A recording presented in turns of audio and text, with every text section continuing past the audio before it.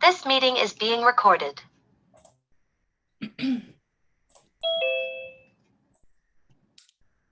Hello.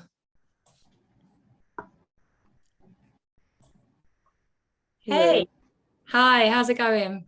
All right, how are you? Yeah, good, thank you. Good. Excited for today's presentation.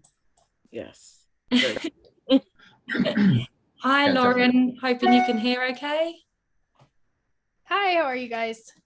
Yeah, good, thank you. Very well. So guys, it's might be a small bunch today, but I'll keep an eye on the waiting room. Obviously, session is being recorded, so I can share after, but I'll just send out a little message, just reminding everyone that this is going on now. But today we have a great presentation session with Chris Butler, lead product manager at Google, about product ops and OKRs. So Chris has incorporated some Q&A into his presentation, but if you have any questions, throw them in the chat. Or take yourself off mute, and I'm sure there's plenty of opportunities to speak. So Chris, thanks for being here. Take it away. Yeah, absolutely. Thanks for having me, and always happy to help out with the PLA. So I actually have like a product ops course that I've done with the PLA, so this has a little bit of some of that content in here. But I also wanted to talk a little bit about an ongoing hypothesis I have about like complex systems and organizations and how product ops actually is related to that. Where is everybody actually based right now? I'd love to hear whoever wants to go first. I'd love to just know more about where people are from.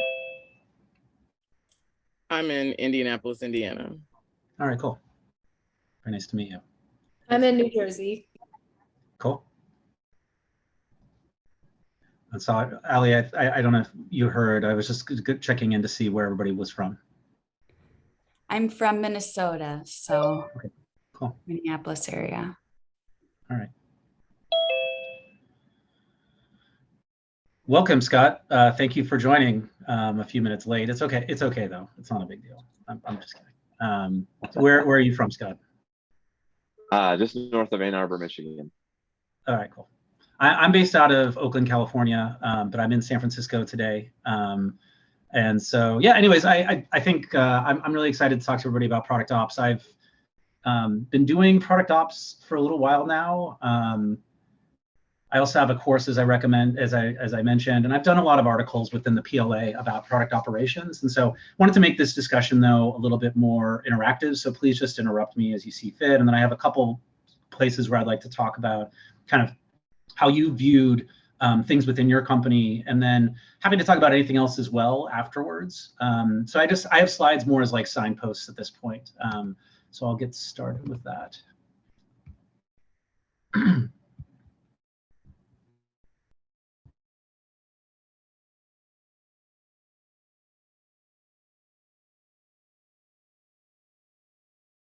Oh, you're on mute, Chris. It's so weird. This is like the first time I've used it this way, and it automatically mutes me whenever I start presenting because it thinks that I want my like music for my slides to be playing rather than me talking. So it's a very interesting decision by Zoom. We can talk about that type of like product critique later. But anyways, going to talk about both product operations and OKRs and the way that they interlink. And in a way, kind of, you know, we'll get to the OKRs part. So the very high level, you know, what is product operations? And I think I may have maybe not a wholly unique view, but I think it's slightly different than the luminaries that are talking a lot about product operations today. At the very basic level, it's really helping the PM team be as effective as possible, not efficient. And I make that differentiation because to me, effectiveness is more about how are we actually applying the things that we're doing towards some type of end outcome or value, whereas efficiency is really this idea of just how are we doing this as fast as possible. And I don't think that's really what product ops is supposed to be about. The second is I see us as really stewards of the PM community. And that means that we're there to make sure that the community is forming, that it's engaged, and that people you know, feel welcome by it, things like that. And then finally, from like a leverage standpoint, you know, I believe that product management is a high leverage activity. And for us, from a product management standpoint, product operations standpoint, is we're kind of applying leverage on leverage. And that leads me to this phrase that I tend to use a lot of the time whenever I'm introducing what I do to people, is really this idea of like PMing the PM experience. So all the tools that we end up using as product managers, we're now applying to how do product managers do their jobs. And I've taken a very community-driven approach. So this is a book by Emily Weber about communities of practice. And that's a term that I'll use sometimes for product management organizations. And I definitely recommend all of her work, all of her blog posts, all of her talks. And the reason why is that this community of practice, I think, really helps us define how we're trying to help a particular group. And I would say that community of practice really, from a definition standpoint, at least the way that Emily Weber talks about it, is first, there's a domain, right? So in our case, it would be product management practice. It's within some type of usually technology company. It's a community. So it's all the people that are getting together on some regular basis.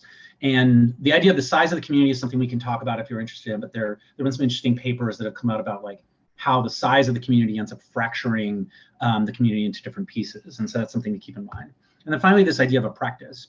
And the practice itself, I think, is not just the idea of, say, the domain around product management, but it's more about product management as applied to your context. And so that could be how mature the team is, that could be the specific industry, it could be a regulatory kind of version of what you have to deal with, the stage, even down to the level of like a particular product. And product operations people need to be very aware of these three things when defining how your role works. So in my case, right, I work for the VP of product for a pretty large group that's called Core ML. And inside of that group, though, there are product managers, there's designers, user researchers, as well as customer experience people. And while I tend to focus on product management practice itself, I'm also helping with overall processes within that group. Now, there's a slightly different person that's involved. Google has a very interesting definition of product ops. So I'm not actually on the product operations ladder. I'm on the product management ladder. The product operations people here actually are probably more like operations, business operations people, chief of staff. And so that's just like a slight weirdness around Google. But in my particular case, I do think about how is it that product managers, designers, user researchers, and customer engagement people end up doing the best thing that they can. And so I work with the leads across all of those different things. The community is this group of people, that is right now about 50, but is growing and may actually grow by 20 to 30% by the end of the year. And then that practice, which is in the case of core machine learning, is really how do we build tools inside of Google like TensorFlow, Keras, even things like the tensor processing units like TPU chips, and how we end up managing data centers to be able to train these types of models. So the type of thing that I'll do, does have flavors of how do we understand things like machine learning. And so that puts a lens on how I end up approaching my community in some way. The other thing I think that Emily Weber has talked about, and there's a lot of other people that talk about this too, but is this concept of really explicit versus tacit or implicit knowledge. And I think it's a huge topic for product managers in general. And so I've done talks with the NYC Product Tank. I did one, I believe it was actually at PLA, and one at Agile Alliance, just about the idea of like, how do we do a better job of training of product managers? And it's really not just doing things like explicit knowledge, which tends to be codified in like how you should write your spec or how do we do road mapping here, but really things that are more tacit, like how do we build intuition for product managers? And I have a lot of thoughts about that, but I think this is kind of interrelated with the idea of a community of practice, is really how do we do a better job of building this tacit knowledge across all the people inside of that community.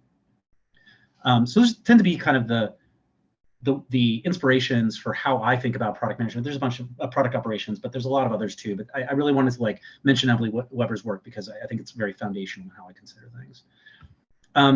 So now I'd love to talk through a bunch of the problems that I end up seeing product operations solving inside of product teams. And at the very end, I'd love to hear your thoughts about this. There's a whole bunch that I think we end up solving. So one is really this idea of disorganized work. And I don't necessarily mean just the idea of like scheduling meetings or making sure that we have roadmaps that are organized. But the fact that like, say, every PM has a different process could be an issue, and it could cause problems where when then PMs try to work together, there's this kind of friction that ends up happening. And then also that there's zero alignment that's taking place. And so when you see a lot of kind of siloing, that's what I mean by that. And when we talk about siloing teams, right, there's no common way to really share things like status, strategy, dependencies, which are really key for teams to be able to build dependencies between each other that then create cohesive experiences for the end customer. And then problems end up being really hidden inside of these silos, right? People don't always talk about their problems. And so if we don't have a way to talk about the way that the siloed teams can work better together, those teams end up kind of like holding on to the problems or frictions inside of those places rather than finding common ways to solve them.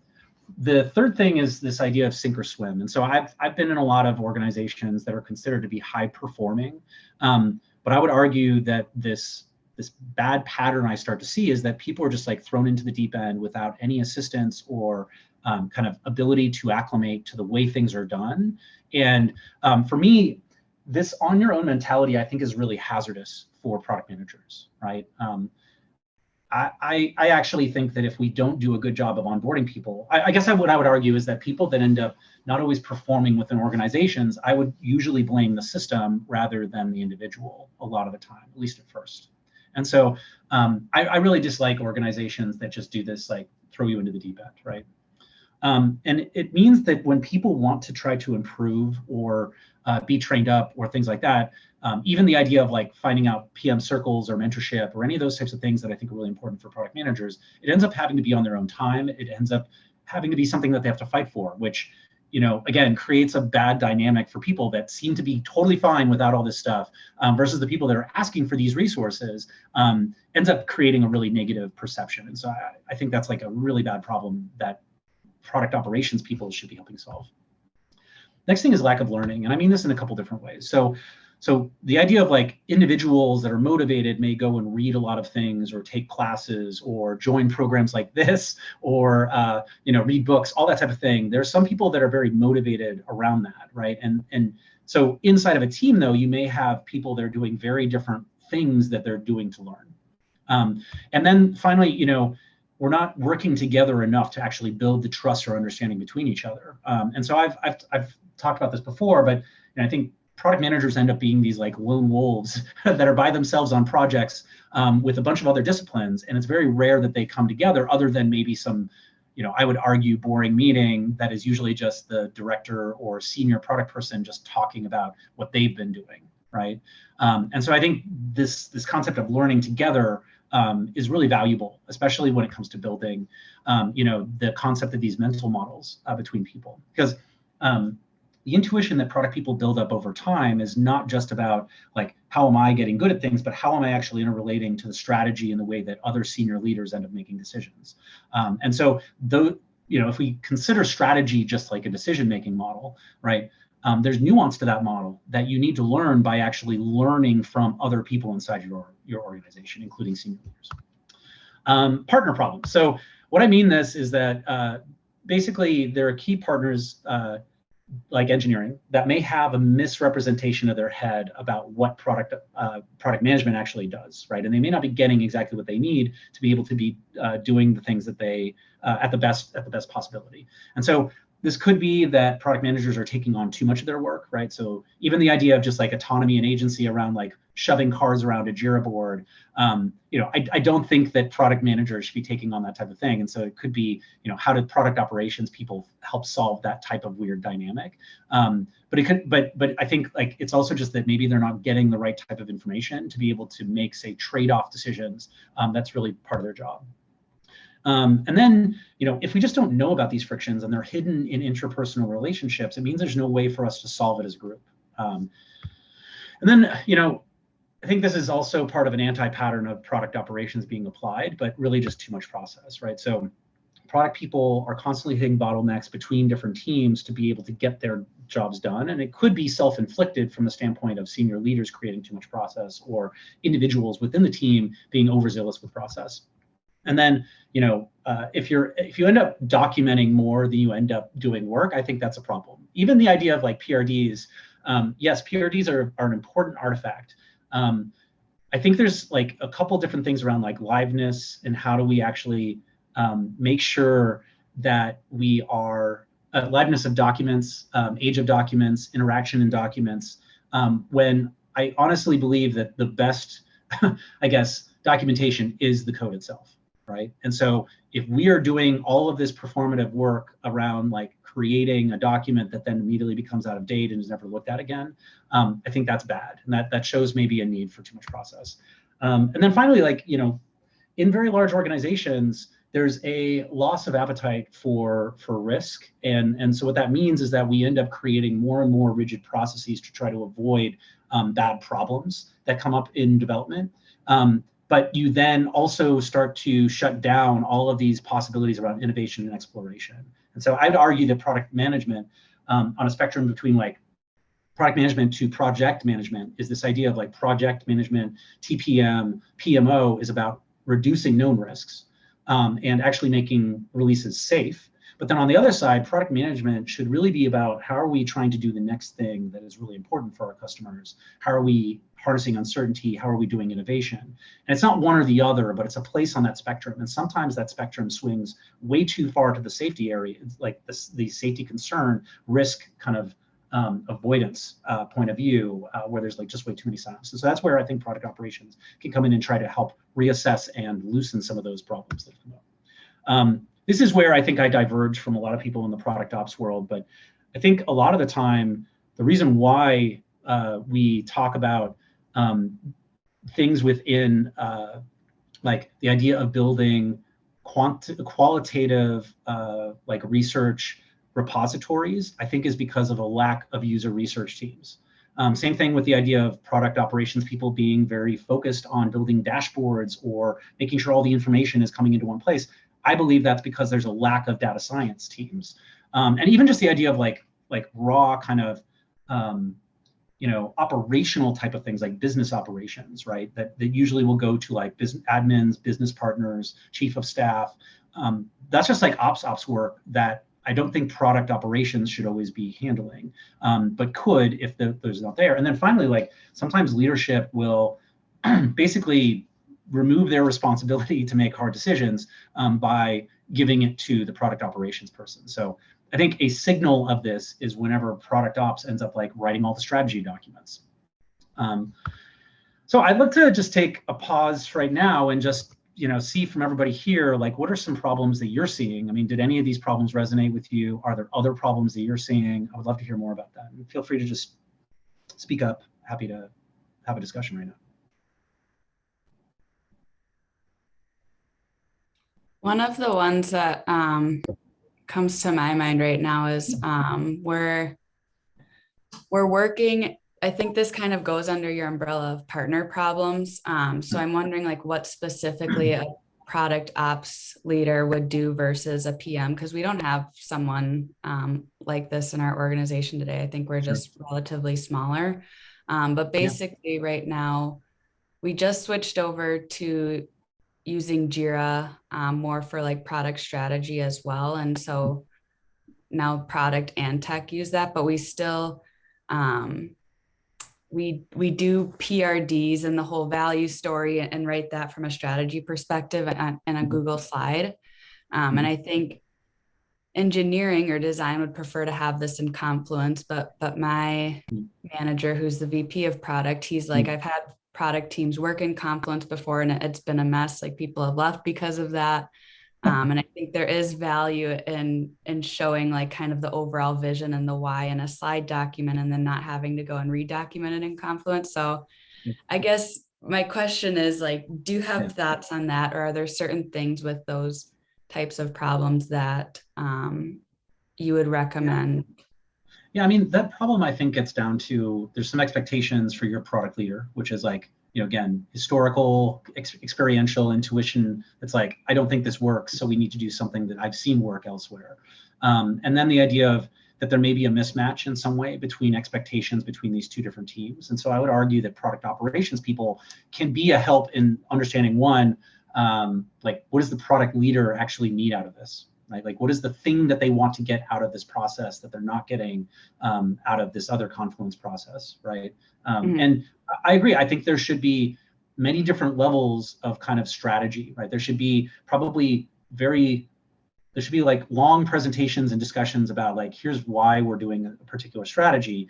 But there's a really great post by Eugene Wei, who used to be a strategist at Amazon. And I think it's called like JPEG your strategy or compress for success, I think is the title of the article. But I recommend it a lot because it's not just the idea of like having a really in-depth kind of discussion about strategy, but how do you start to shorten it to not even just like a page, but down to a half page or a slide or just a statement, right? So because that helps you do better decision making. And so I think like the connection between strategy, right, to roadmap, to features, to backlog, those are all things about how we're making a decision today about something.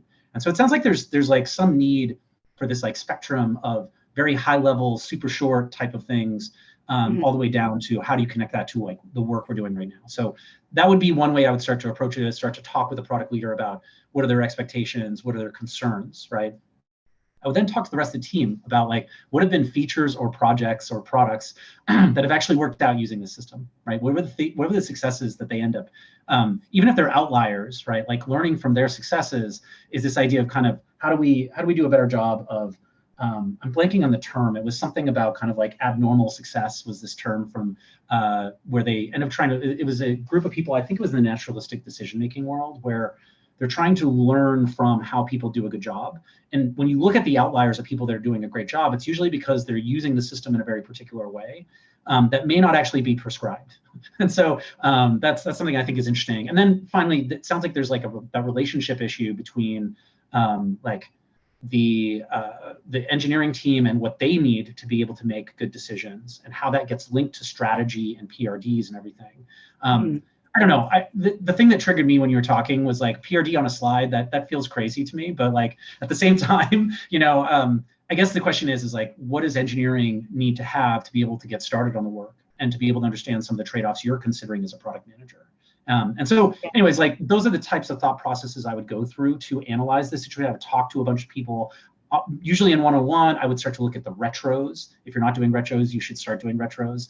Honestly, that's something I honestly, even within Google, there's a very much like a discussion as we get started about this idea of like blameless retros, but at least in my team, we're not doing them. And so now getting people to do retros is part of my job.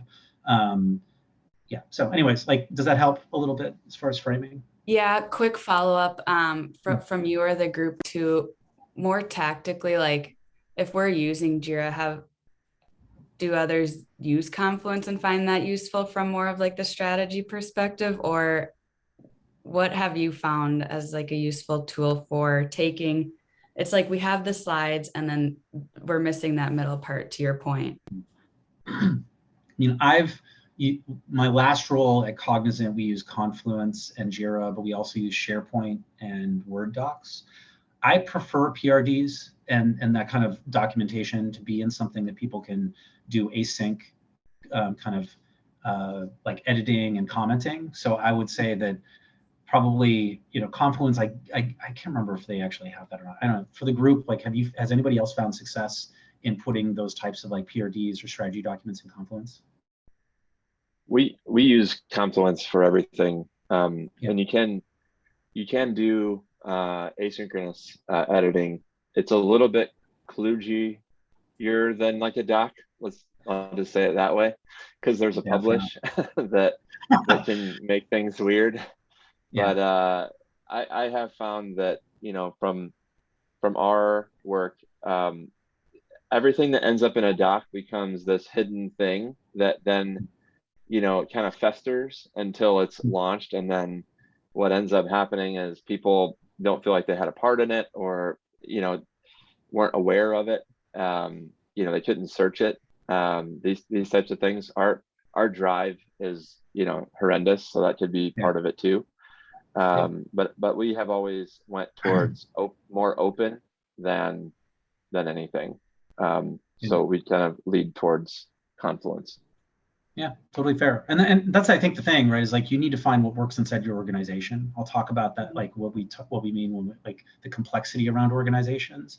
And so I think there's ways that, you know, you should start to experiment with the way that, like, for example, you could start to experiment with like one feature or one product, how you start to actually build things in Confluence. You could also try building better connective tissue between Confluence and the documents themselves, right? There's the idea even within Jira of like tagging things, or the idea of like epics and those types of different levels of items and things. So anyways, I guess all I would say is like, you need to think a little bit about like what you're doing there, and maybe massive change or suddenly trying to create the perfect system is not going to work. So the question should be, what are the problems there that you're trying to resolve, and then build tiny experiments to go after those problems, right?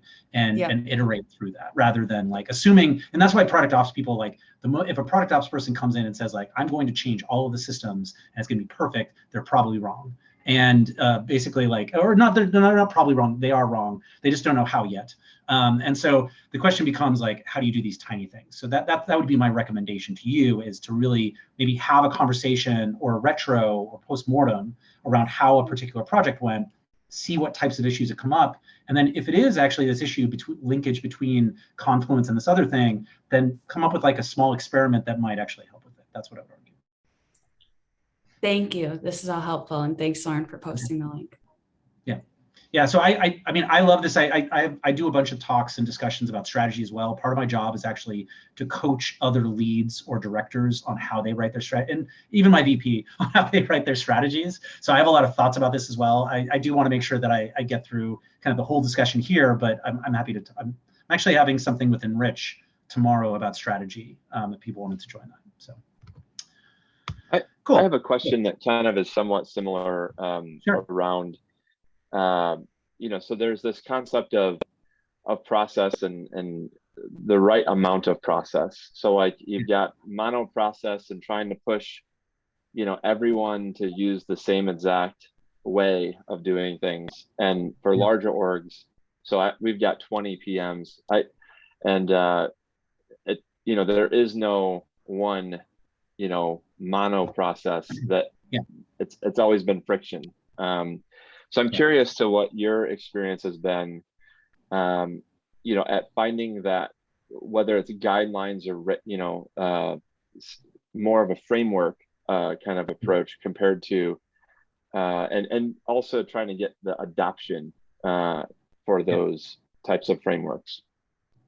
I think there's two things here. There's one, which is, alignment within teams is incredibly costly, right? And so you should do it, in my opinion, as rarely as possible.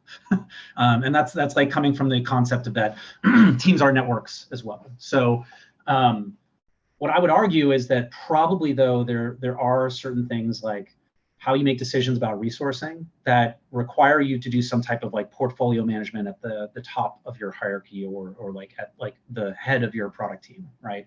And so that would argue that you should have, something that is common when it comes to high-level goal setting, when you're coming to like what is the strategy, when you're talking about road mapping, right? And so from those different things, I think you can build the right type of systems that allow for alignment to happen in those cases. But then I would argue that every other process should probably be something that is organically discovered and then is emergent through the network itself. And so there's a group, and I always blank on the name, from like, I believe it's like a Swedish like local nursing company, and I always forget their name, but like I'll look it up and I'll try to send it out afterwards. They basically operate as pods in different neighborhoods or regions, but they have an overall kind of structure that allows for, mostly through funding and things like that, for the overall structure across the entire country. But the thing that's really interesting about them is that if they find a practice that really works, they then post it to each other. They have a way to share this type of like practice within their community, wider community of practice. And as people start to then take on or try out this thing, if they see it works, they adopt it. Right. And so I think this is where you need to have these two things. What is it that we need to be doing that really allows us to do alignment at the higher level? And we need to adhere to those policies and processes.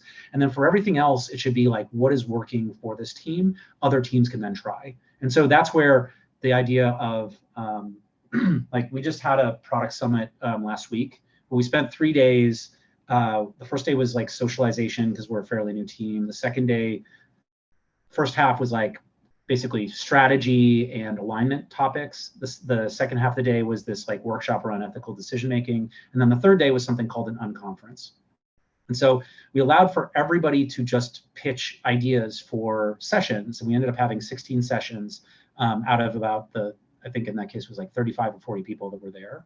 And some really interesting topics came up, not only on like technology, but also things like we're thinking of adopting PRFAQs as a process. And so there's a really good discussion between people about what are the pros and cons about PRFAQs, which comes from Amazon. And so some people that were from Amazon that had done them could talk about them. We could talk about how we would apply them there. And so I think that was like an opportunity for people that were all the PMs that were there to actually like talk with each other about process, about what worked and what didn't work. And we're not rolling out PRFAQs as like everybody has to do PRFAQs. What we're saying is like, who are the few people who want to try this out that are doing a new initiative that needs something that's an equivalent of like a one-pager today, but is going to be more customer focused. And so that's what I'd say is like, you need to have those two different things. And thinking that everything is that top thing, I think is where we make the mistake about like adding too much process. But we need to allow for like the emergence of good process from the PMs themselves too. Does that help at all or? Yeah, for sure. It's been one of those, we've had a lot of leadership change in the past 6 months, like almost everyone has changed. And so it's been unique in how we're, going from process to process and the change management that's happening. So thank you. Yeah, and I think like that's the time where it's not the time to like suddenly revamp your systems. It's about like looking at what is working and then slowly trying to look at those things rather than disturbing the system again, right? Because same thing with us, like the org was just formed like in fall of last year. And so people feel this like reorg whiplash that has been happening. And so I would just argue that like, yes, there are certain processes you should just put in place, right? You should just start to do from an alignment and like high level standpoint. But over like correcting to say that we have to get everybody on the same page about every process, I think ends up hurting you a lot more personally. So I haven't seen that work. And the same thing even in Cognizant, like there's all these like, I guess this gets to trying to identify what are the right things to work on as a product ops person too, because like right now, communication is not a problem. And it usually is actually not a problem for most teams, communication, right? There's a lot of ways to do communication. People usually gravitate towards like email or Slack or whatever, right? And it's different per org. But I think I've seen product ops people or people that are process oriented overreach and say, I'm going to write a guidebook about how to do communication when no one asked for that, basically. And so like if communication is not a problem, it's not a problem that's constantly coming up in retros or postmortems or discussions, then that's when you probably don't need to do anything about it. You can allow for the emergent behavior to take place. And so anyways, that's why like retros to me are so important. Not only just because like from an agile standpoint, I believe a lot in that type of process, but I mean lowercase a. But like retros to me are always helping identify, and this gets to like, there's a group called Noble, which does, the Ready, Noble and the Ready both do like organizational consulting. But I believe the Ready, they've talked about this like 4-pack of meeting cycles that you need to have that I really believe in a lot. And so one is like a triage or action meeting. You probably already have this. It's like a weekly meeting. We're getting together to talk about issues, talk about what's going on. There's a second thing, which is a retro, which could happen as frequently as that meeting, but maybe not, right? It could be, like monthly, we have like my VP's staff. Without the VP, we do a retro monthly. The third meeting is governance. So how do we make decisions about the way we make decisions? And then finally, strategic meetings. And so I think like, if you don't have all 4 of those meetings on your schedule today, you should consider how you start to roll those out. And the first one that's usually there is triage action. The next one you should implement is retros. And so that's just like an opinion I have about that. So yeah, cool. Thank you. So PMing the PM experience, what does that mean?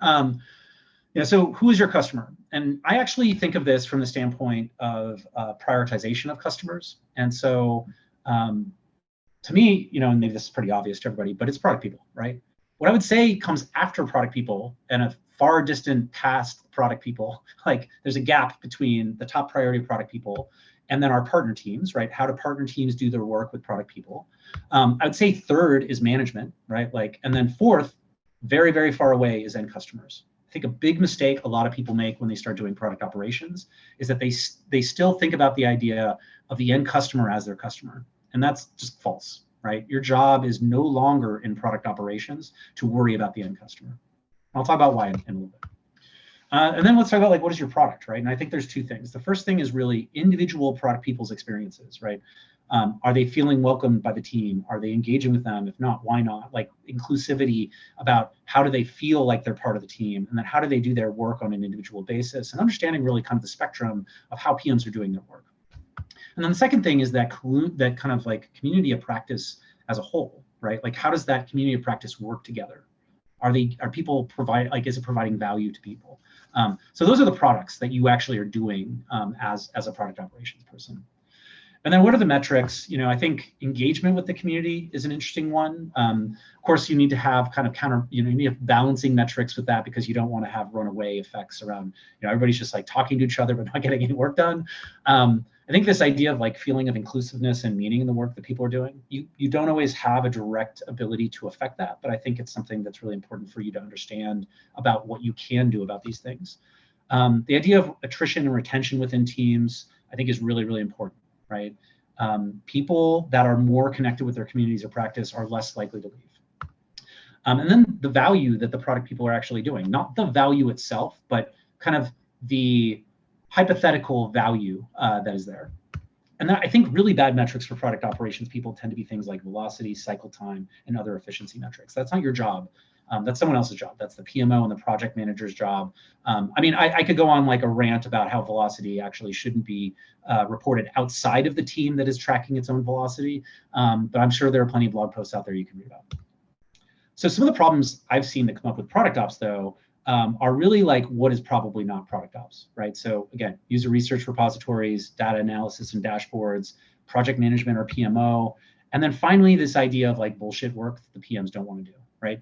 PMs themselves end up doing a lot of glue work within the organization. The role is kind of uncertain, in my opinion, and ambiguous. So it ends up being negotiated whenever you join a new team and can be constantly renegotiated. But there's an issue that if you start to, if you think of the customer as the end customer as your customer, and the PMs end up having problems, usually based on things that they just don't want to do, product ops ends up just taking on the bullshit work that they don't want to do. So I want to make sure there's a clear distinction between what you're doing as like someone that is filling in gaps or glue or helping kind of do things that are across people or teams, but not just the fact that like no one wants to do that job. And I think there's some self-made problems that come up that I usually will call like anti-patterns. But self-made patterns will be like an over-focus on process rather than people. Doing the job of other groups again. If you set strategy for the whole org, you probably should be actually just the lead product person. And then efficiency as a focus. And then finally, one anti-pattern I've started to see is really like management's desire to control product people and turning the screws on them. And so an example of that would be, I've been asked a couple different times to create a status process for product managers. And honestly, most status processes are adopted for a couple months and then abandoned. And usually it's because the head of the product team wants to feel more comfortable about what the product people are doing. But it's more of an emotional need than it is like a functional one. And so my pushback every single time I hear someone say, I need a status process, is like, what is it that you need information about on what cadence to make what type of decisions? And so, again, I'm not trying to downplay the emotional need of leaders for this type of thing, but sometimes the product ops person will be used as a way to actually make product people conform. And that's something that we have to be very careful about. So, let's talk a little bit about OKRs, and then we'll pause again for some just a moment for some questions. Is everybody familiar with OKRs here? Like, is anybody not familiar with OKRs? That I'm happy to give like a quick 1-minute overview. No? Okay. Yeah, I mean, objectives and key results came from Intel originally. Google has been known to use it a lot. There's a bunch of books about it. It's a goal-setting framework that's supposed to be connected with more like outcomes rather than this idea of initiatives, which are just like things that you're doing. Does anybody use OKRs today? Yeah, everybody? Yeah, we do. Yeah, everybody uses. And does anybody not use OKRs? We have Okay. stopped using them because of the leadership changes. So we've Interesting. had some growing pains along the way. Fair enough. Yeah, and actually, I would argue that just for everybody here, I've never seen OKRs work perfectly at any organization, but I think that I've seen organizations that use them well, and I've seen places that use them disastrously. So, anyways, I think like one of the reasons why OKRs tend not to work for people is because they actually don't have a strategy, and so. I think strategy is an incredibly important thing. And when I talk about strategy, just at a very like high level, I think of it as like a decision-making model that usually helps make hard decisions easier. And what I mean by that is that when product managers are trying to make a trade-off decision around something, it's usually between two really good things. Not necessarily like a really good thing and a really bad thing. That's fairly obvious, right?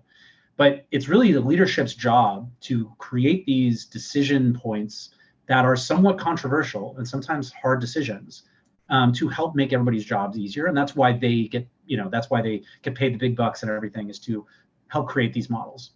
If you don't have those types of models, OKRs end up being clouded with basically just a lot of initiatives.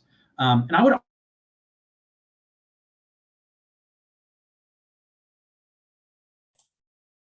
Oh, Chris, you still there?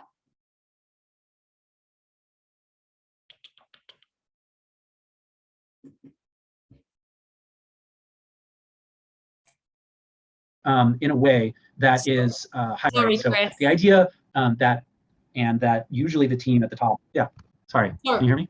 Yeah, you froze for a little while and then your screen flipped to hierarchy problems. So we missed just a short little snippet. Oh, sorry. Okay. Sorry. Yeah, it looks like for some reason my internet dropped out for a second there. Sorry about that. So I think I was just saying that the times I've seen a lot of problems with OKRs as well is usually because they're considered to be hierarchical. And that means that every team may create OKRs, but they have to in some way fit up into this hierarchy that is created by an organizational chart. And so some of the problems that start to come out of that, one is that the very top OKRs end up being super generic, and because they're trying to be comprehensive to say that all of these people have a job inside of this organization because they can ladder up to an OKR. More often than not, hierarchies cascade down, right, rather than meeting in some type of middle. And that means that then lower teams end up like really inheriting initiatives that connect into things rather than the idea of them having their own objectives and key results. And the person near the top of the hierarchy ends up owning the OKRs themselves. And in the end, what ends up happening is that you need to now worry about every OKR node up from where you are up to the top of the hierarchy as your OKRs. And so if we're saying that there's like ideally 1 to 3 OKRs for a team, and you have like 3 layers of hierarchy, right? That ends up meaning that you have like 9 to 12, depending on if we're inclusive or exclusive about it, right? And there's no way that you can keep that many in your head, first of all. And second of all, there's no way that that helps build better prioritization within your team. And so I found that hierarchical approaches to the world tend to be bad. And that's because like when we think about organizations, they're actually networks. Does anybody know or remember what this network is that I'm showing here of people? Anybody? No? So it's Enron's network as built by emails between Enron employees. And so if no one remembers Enron was like this huge like energy provider in, I believe, Texas that ended up just creating a horrible marketplace and then, destroyed so much like people's retirements because they had to shut down because of the fact that they were being fraudulent in the way they were doing their work. I just mean this as like a half joking thing. It was a good graphic for a network of people. There have been people, data scientists, by the way, do lots of work on all the emails that were then subpoenaed for Enron. So I always like this graph. But I think like product operations people, right? We do not actually exist within I don't think of us as existing within a hierarchy, right? I think of us as actually existing within this complex system. And I think this goes to a point that I like to make around like socio-technical systems, which is, for product operations people to do really a great job, we need to think about our roles as within the network and not just like observing a network, but actually being embedded inside of that network to make things better. And so that means that we need to be inside of that system in some way. And there's a lot of people that talk about complex adaptive systems that would say that, yes, you can build different containers around systems, but for you to make real change within a system, you have to be a participant within it. And so that's my main point about, I guess, like OKRs in general, is that I've found them to be better when they're networked to each other. And so some of the benefits, if we start thinking about OKRs as networks, and I'll talk about what that means in a second, really it's more in line with like how teams work, right? Like people work as a network, as like an interconnected network. Even PMs themselves are not the manager of the team, right? Like they're part of that team that is working with other disciplines. Next, not all teams prioritize the same things, right? Like the fact that a team over here on the hierarchy is not doing exactly 100% of what the top the top of the hierarchy's like objective is, that's not a bad thing. It's because people have different job roles. And then, I think it reflects these dependencies across hierarchies. So one of the problems that ends up happening with dependencies is that you need to build usually when people are using OKRs to build dependencies, you have to like swap OKRs in some way, but it gets really odd because it basically breaks the fact that it's a hierarchy, right? And so escalation still goes up through the hierarchy, and it's usually not thought about the idea of like, how does that dependency work in a more functional way between those two different teams without the hierarchy? And then temporary work streams, they can be created without reorganization. So you can create these types of tightly linked dependencies within a network without changing your hierarchy. But I would argue, if we think back to like Conway's law, which is you ship your org chart, when you do start working on something new, you should reorg. And the organization itself, this is a paper from the 60s. Like the organization itself should actually be organizing around the work that's being done rather than the other way around. And so that's, I think, why networks are more beneficial. And so this is an example that I end up using around OKRs, which is that, say we have the organization, and I usually mean this as like the executive team or the leadership team within an organization. They have some set of OKRs, right? Then we have 3 different groups that are underneath these teams if we're going with like a functional breakout where it would be like CPO, CMO, and COO. And the product team, marketing team, the operations team. Now, as you can see here, there is actually a linkage between the objectives between these 2 groups, right? So the org is thinking about apps is a must-have product for professionals, and product is the same thing. But there's a difference in what that team believes they can actually have agency and autonomy over making changes and would show progress towards that goal. So they have different KRs. But things like between the marketing and the product team, they may share KRs because even though they may have different objectives, those KRs are very similar in the way that they show progress towards their different objectives. And this is where I've argued that for, say, like some types of platform teams, you may have different objectives where, say, a platform team may be thinking about how do they build the best platform or the right platform. Product people may be, like a product team may be thinking about how they leverage, they do something for a customer. The way that they end up like swapping these KRs is that the platform team, the KR is like, are they actually helping this other product team build towards some metrics, and vice versa, right? Like, are they doing the right thing for the platform? And same thing with even marketing back to that main org. Now the operations team though, they may not have any linkage, right? And that's okay, because the operations team, they actually don't care about the app being a must-have. They care about actually world-class office productivity, right? And they have different KRs as well. And so I think when we talk about this as a network, it's not that it's bad that your team is not like in some way networked up to this larger thing. It's that we need to have that discussion, and we need to outline which teams are in high alignment with what is the core of the actual organization, and what are things that are maybe slightly not misaligned, but like different jobs within this role. And so this gets to like maybe that graphic that you'll see where it's like an organization with a bunch of arrows pointing in kind of the same direction. The people inside may not always have the same direction. What you're making sure you do though is you have those discussions. So an example OKR that I've put together for like product ops people, just as like an aside, product people's plans are in alignment. Could be an objective that you're trying to figure out, right? And so inside there, you'll have KRs that could be like reduction in number of escalations from X to Y. It could be no change in time to approval for the new work. And finally, that product people feel 10% more informed with the survey, right? So these are kind of some things that are the ideal pipeline type of thing, like we were getting escalations because of the lack of alignment. There's a counterbalancing metric, which is really helping us understand that we're not changing the process so much that it hurts approval time. And then finally, this idea of like, a customer satisfaction type of metric, which is that people feel like they're doing a better job. So in closing, and I want to leave some time for questions or discussion here, like product operations, again, is really your customer's the PM, you solve the problems that PMs have, and your product is the community and each individual's experience. And finally, you need to understand the dependencies and experience through a network. And I would argue that OKRs, the best way to do that is through a network. And finally, just that like PMing the PM experience means that you need to focus on all of the tools you have as a product manager to actually solve those problems for other PMs. So with that, thank you. Again, this is my email address and Twitter if you want to talk to me. But with that, I mean, I'd love to hear, like, are there questions? Are there disagreements? Like, are there problems that people are having that relate to this that they'd like to discuss?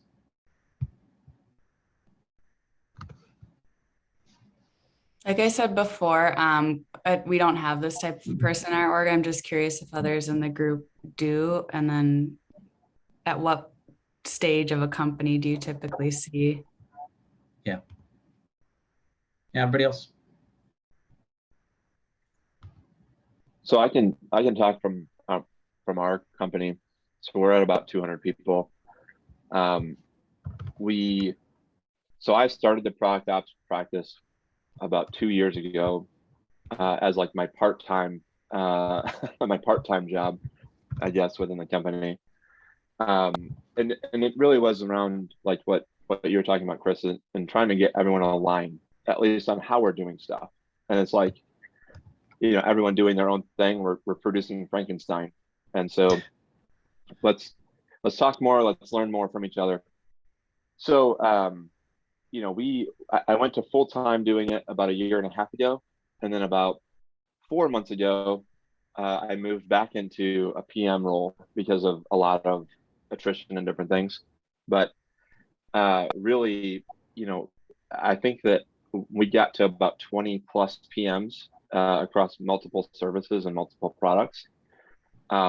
It's a key area to be able to just try and pull these things together and have a hub that at least can give people some insight on how to do things, or like, how things are done. I don't know if others have other, experience with it, but that's been my own experience from where I'm at right now. Yeah, I mean, one thing I've really pushed back, like I think one of my jobs is whenever the VP of product says that we should do something, is to ask why. And so one of the things I've tried to build, I think the feeling within our leads team, at least, is to be able to publicly disagree with leadership about things. And so, maybe I'll eventually just be like a sacrificial lamb in that case. But I think it is part of my role to stand up to that idea of like, when, and actually Derek Silvers has a great post about this called 2 cents, which is that a lot of the time leadership will like have a throwaway comment that they make on something, and it ends up causing like all this work just because they're in a position of leadership. And so part of my job is to help put that in check in some way as well as a product ops person. Yeah, we don't have a designated product ops function in our group. We're relatively small as a kind of a mid-stage startup. So those functions are kind of spread amongst the associate PM level, right? So we leverage our APMs to kind of split their time between serving in that APM/PO kind of role directly embedded with the teams, and also then supporting the broader product group doing some of the product ops functions. Sure. Yeah, and I think like that's what ends up happening a lot of times. There's a great, where I really got the terminology glue from was a woman, I'm blanking on her name right now, but she was a developer that talked a lot about like, what does glue work mean for developers, right? So there's some people that are just more attuned to wanting to help out the group, right? And so that could be not just the idea of like, oh, I'm going to take on the scheduling or note taking, but it could also just be like, I'm going to make sure that this team works well together, right? And so I think the reason why product ops as a specific role is valuable is that the incentives and like expectations are now aligned with doing that work. Whereas, the argument that this person was making was really that I think it ends up hurting, like, especially engineers, because they're not the ones that are checking in the most code, but they're making sure that like the right decisions are being made around the engineering work, right? And so I think there's some hazard in not having this as a specific role where you're aligning the incentives with the role, right? I agree with you. Also, this is something that usually are in the expectations of like leaders or managers within a team, right? But they rarely get to this, right? Unless it's on fire. And so like, that's the other reason why I think it's valuable to have these types of roles. Just like, I think again, it's like the story of why product managers exist, but for engineering teams, right? Is we needed someone to be that person to have this discussion with the engineers, rather than like all the engineers just getting together and coming up with a decision about this stuff, right? So maybe this is also related to the theory around that good teams are actually built around the tensions that they're supposed to have, right? And so the tensions that we used to talk about when it came to like between PMs inside of an organization would be like, there was a PM for web and there's a PM for mobile, right? And that was horrible because you end up creating two completely different experiences for those two things. And now people have started to reorient around the idea of like, actually, we're going to be there's a PM for this persona or the PM for this experience, right? And so the tensions that were valued there was actually between personas, not between channels. And so I think we can start to apply this to a bunch of different things, which is that PM in the general is meant to be attention to engineering design, right? And then product ops in general is meant to be attention with the product management leadership and the rest of the product team in a healthy way, like questioning why we're doing these processes. There was an article I wrote for PLA about product ops as creative destruction, right? And so I think that's really important for us to consider, is that there are a lot of times we'll go into a team where there's lots of process already there. And if people don't remember why, and we don't understand the value of that process, that is a key one that you, as a product ops person, you should go in and say, well, if we don't know why we have this process, let's figure out what are the usual goals. And then let's pull the goals apart and let's say which of these goals are most important. And then let's throw away that process and redefine a process around this top goal that we have, right? So that's something I've done many, many different times. Like we had council meetings, people hated them, took like hours. It was meant to be like a leadership thing to like provide feedback. It ended up just being like status. And so we removed all the async status parts, all the escalation parts, and just focused on like, what's the challenge this person is dealing with that all the leadership team can help with, right? And that turned this meeting that was like a horrible 30-minute meeting that took like an hour to prepare for into like a great experience for the product person that was presenting, because it was like, oh, suddenly I'm learning from all of my leadership rather than like being slapped for not having the right thing inside of this discussion, basically. So I don't know, a bunch of thoughts about that, but yeah, thank you. Thanks so much, Chris. That was a great presentation. There were some really good questions in there. And we are almost dead on an hour, so that's flown by. I don't know about you guys. I'll be on the Slack, by the way, so feel free to ask questions there. I'll try to post some of the things that I talked about, but I'm happy to engage as much as you want on Slack. Just let me know. Awesome. Yeah, would love that. So if you guys do have any questions for Chris, then fire away in the Slack channel. Sorry, my Alexa's going on in the background. She's telling me to put the bins out. Well, thank you so much, Chris, for your time. Yeah, any questions, fire away, guys. And it was so great to see you all. And we will see you again next week. Thanks so much. Have a great day, everyone. Cheers. Bye, Yes. Thanks. Bye. Thank you. Bye.